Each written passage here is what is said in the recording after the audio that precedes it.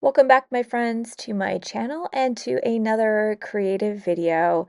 Today, you're in for a little bit of a treat, something different here on my channel that I actually haven't shared for a while, and that is actually painting a mural. So, my longtime followers and community will know that I love painting big. I love painting large canvas, any kind of large scale. That is my comfort zone. It's where I have the most fun, and I especially love painting murals. I've got a number of videos on my channel of me painting around our house. I offer a class on painting large that I will put in our description box.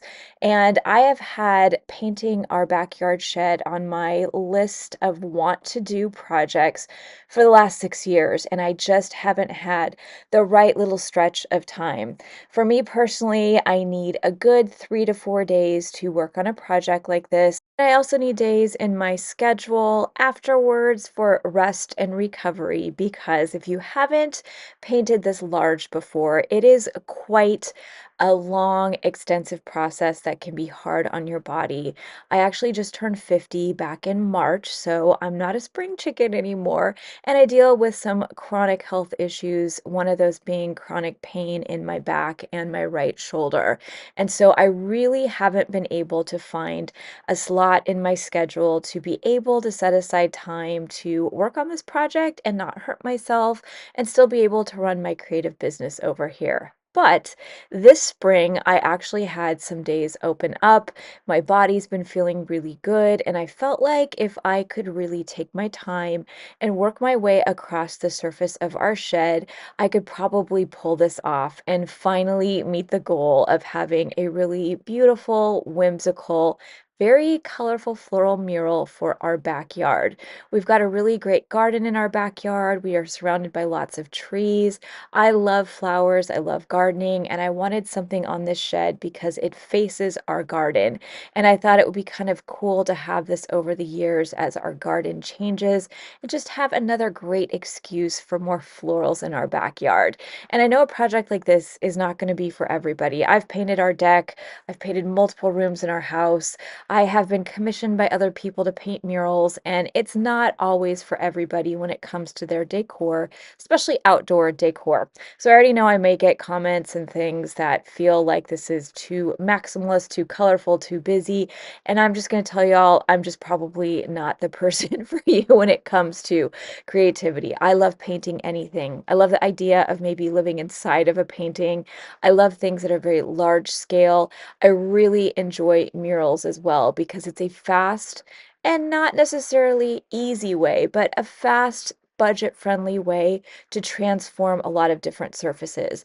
Whether you're painting furniture or you're painting an accent wall, a door, a deck, a floor, or in my case, the side of our shed, you really have the ability to turn a space into something really unique. And once again, it's not for everybody. It's not something that maybe a real estate agent or somebody who is thinking about the value of your house and your yard moving forward is going to recommend or think you should do. But we do own our house and we plan on being here for quite a while. And of course, if at any point you don't like things, if you need to change things, the best part about paint is you can use that paint to paint over, to change the look and feel of any space moving forward. So again, I know this kind of project won't be for everybody out there, but I know I have a lot of you in my community who enjoy watching me paint murals, who enjoy what it looks like over here in my neck of the woods behind the scenes. And this was purely just a personal project for me that I decided to once again turn my camera on and be able to share it with anybody out there who is maybe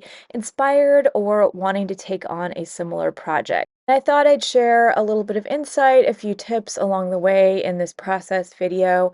This is a really tricky thing to, share a normal tutorial like I do in a lot of my videos, but I am going to put some links in the description box of the class I offer about painting large and painting murals, as well as some links to blog posts that I've shared over the years with my process, tips, tricks, products, supplies that I often use when I am working like this.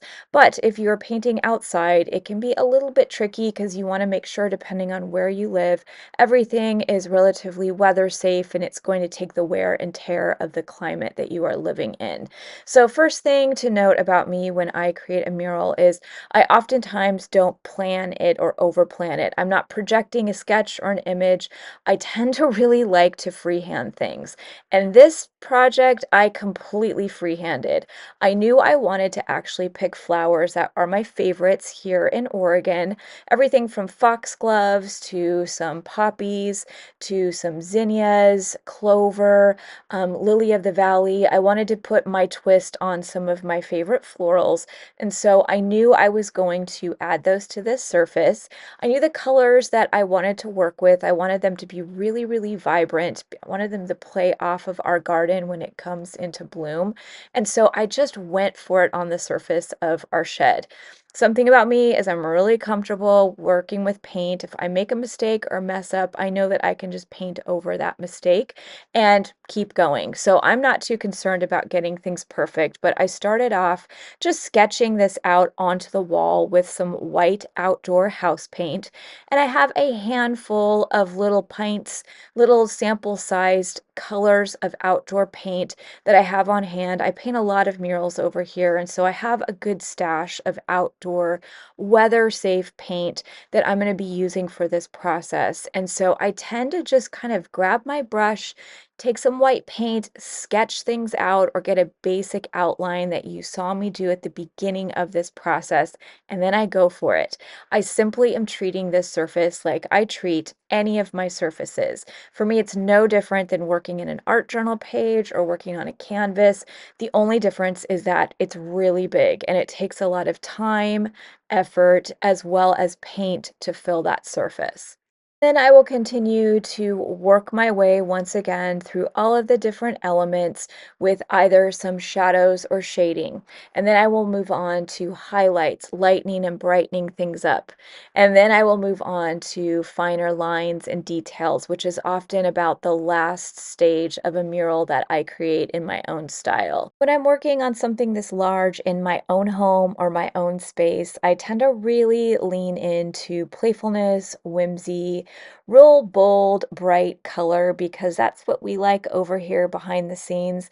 And I really felt like something outdoors like this in our yard was a perfect excuse to go all in with that really bright, bold color. Something to keep in mind when you're painting large, regardless of how large you're going, is that it just takes more paint, more time, bigger brushes to work on those surfaces. Something else to keep in mind is that depending on the type of surface you're painting on, you might have to work with a lot of texture. I'm painting outdoors on our shed that is about, I think, 20 years old. It's an old shed that has a lot of texture on that wood paneling, and I will say I'm not able to get things as smooth as I might if I were painting indoors on a wall. That's always something that I like to keep in mind depending on the mural projects that I'm working on is knowing that the paint might react differently, it might take more paint or a different type of brush to work on surfaces that have a lot of texture. Our shed also has that paneling, so I'm not painting on a smooth surface and I have to account for all of those wood panels as I work my way through the surface and design, just trying to match up my shapes, my designs, and color to account for the paneling. Those are all things that can really interact and even slow down a mural painting process. But over here, I've painted so many different walls, so many different murals and projects, different designs, concepts, colors, that I'm pretty used to the process. I will say once again, one of the most important things to remember when you are painting a mural like this size, is that it takes a toll and it's a lot of work. And so I like to treat the process a little bit like I treat exercise. I make sure I take breaks, I eat good meals, I drink water throughout the process, and I pace myself so that I don't have any injuries or I don't take it too far or I don't rush the process trying to finish things up. Over the span of about 5 days, I worked anywhere from 3 to 5 hour chunks of time, letting things dry in between. A number of these days were really warm and sunny, so things were drying really quickly, which meant I could go back and continue to keep working in those layers. And when all is said and done, I really ended up enjoying the process and the results. This was a fun one for me, and one that once again has been on my list of things to do for such a long time. We've got this shed, it's kind of beat up, and it was the perfect surface for me to add something bright and colorful. It's going to add a really fun touch to our backyard and some more little additions and things we're working on back here.